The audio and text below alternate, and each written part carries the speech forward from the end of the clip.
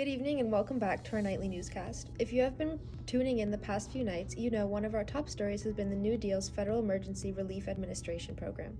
Tonight, we would like to start by bringing in two special guests, Cabinet Member Mr. Harry Hopkins and Ms. May E. Sanford, to better understand this program. So without further ado, let us welcome Mr. Hopkins.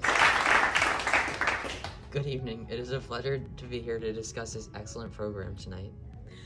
Mr. Hopkins, would you start by briefly describing your political background for those watching who are unfamiliar with you?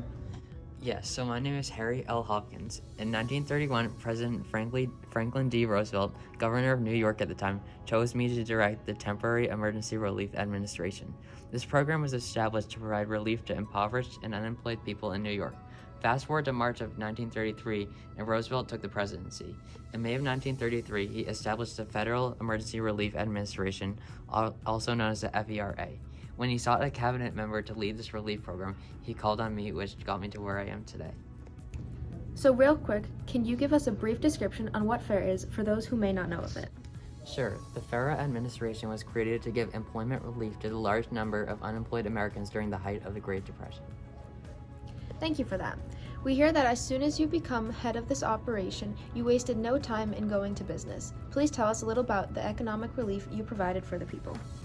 Right away, Mr. Roosevelt instructed me to provide immediate and adequate relief to the nation's families experiencing unemployment, poverty, and hunger.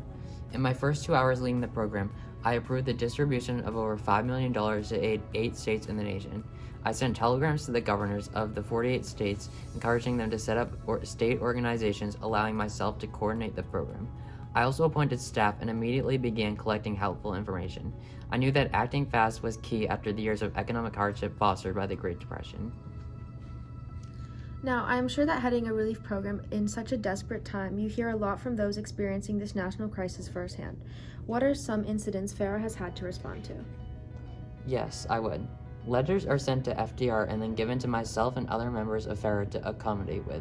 One of the distinct actions we are taking here at the Federal Emergency Relief Administration is the relocation of impoverished families to small farms where they can achieve a better standard of living and experience self-sufficiency. For example, I heard from Clyde Raymond Carhart of North Carolina. He said, "I have always wanted to be a farmer, not to get rich, but to make a living for my mother, 2 brothers, and my sister, to give them an education, something that I always wanted and never got." In New Orleans, we have seen applicants waiting outside our offices to line up for relief jobs. Hopefully this shows those watching at home a little bit of the work we do, but most importantly, it shows how our program is a trustworthy administration in which the citizens feel confident will cater to their needs during their financially challenging times. Ms. Sanford, could you explain to us what your situation was when you decided to reach out for help? Sure, it's plain and simple. I was in the same boat as so many of our nation's people following the Depression. I was poor, struggling to make ends meet economically with no job and could not provide for my family. Not only was I in a terrible place economically, but the situation was also really taking a toll on me personally and mentally, where I was in a bad place. When you finally realized that enough was enough and you couldn't do this anymore, how did you reach out for help? Well, I decided to pen a letter explaining the situation I was in. In fact, I have a copy of it here with me, which I would love to share for everyone here. My home is heavily mortgaged, and I have been crippled for years. The time is near where I am in fear of being disposed, as it has been hard for me to meet my payments and almost impossible to get along. Dear Mrs. Roosevelt, please help me and let me keep my home. After all, we are God's children, and He teaches us to ask that we shall receive. Thank you for sharing that touching letter with us. For those who are watching who might be in the same boat as you, what happened when you reached out for assistance? First, Lady Eleanor Roosevelt received my letter and forwarded it to FERA in Washington, D.C. From here, FERA enthusiastically expressed that they wanted to help, and I was simply referred to my local FERA administrator in Chicago for more individual assistance. Most importantly, Ms. Sanford, how were you benefited by FERA once you applied for assistance? One of the program's divisions was the Women's Relief Division. This division was headed by Ellen Sullivan Woodward. The goal of this sector of the program was to provide women hit by poverty, including myself, with jobs. Girls and women were given jobs sewing, canning, gardening, and working on clerical projects. We got paid through the federal money given to the states. Other women prepared and served school lunches and helped to repair library books. Personally, I was employed where I helped to sew garments after reaching out for help. I was paid a sufficient wage for my work, which helped begin the transition out of poverty for both myself and my family. It helped me look forward to the future and not feel trapped in the current terrible state. Not only did this help me, but the garments we produced were then delivered to hospitals and orphanages to further help. So for anyone who is feeling lost, I recommend reaching out for help.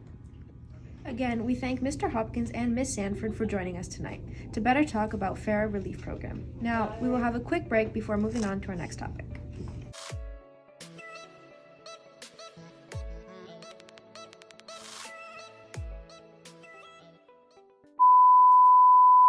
In case we bored you. I love when bloopers are added at the end.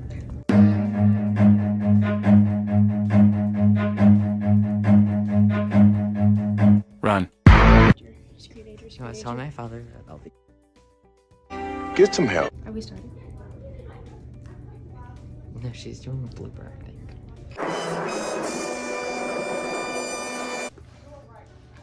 Oh, it's going? Give us a thumbs up, man. I don't appreciate your attitude. Okay, it's all bad pictures of me going on. Guilty. You're on a mic.